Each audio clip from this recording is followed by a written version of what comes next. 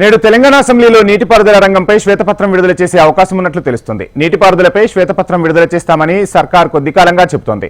ముఖ్యమంత్రి రేవంత్ రెడ్డి కూడా ఈ మేరకు మేడిగడ్డ పర్యటనకు ముందే ప్రకటన చేశారు. ఈ నేపథ్యంలో ఈ రోజు ఉదయం శ్వేతపత్రం విడుదల చేసే అవకాశం ఉన్నట్లు సమాచారం. గత 10 ఏళ్లలో సాగునీళ్లు ఇవ్వడానికి కాకుండా కేవలం కాంట్రాక్టర్లకు పనులు అప్పగించడం కోసమే గత బీఆర్ఎస్ సర్కార్ ప్రాజెక్టులు చేపట్టిందని తాజా కాంగ్రెస్ ప్రభుత్వం ఆరోపిస్తోంది.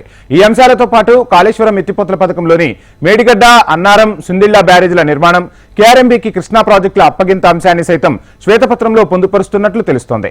దీనిపై అసెంబ్లీలో స్వల్పకాలిక చర్చను పెట్టాలని కూడా సర్కార్ భావిస్తున్నట్లు సమాచారం. కాగా నిన్న అసెంబ్లీ సెషన్లోనే కులగణన తీర్మానాన్ని కూడా ప్రభుత్వం ప్రవేశపెట్టింది.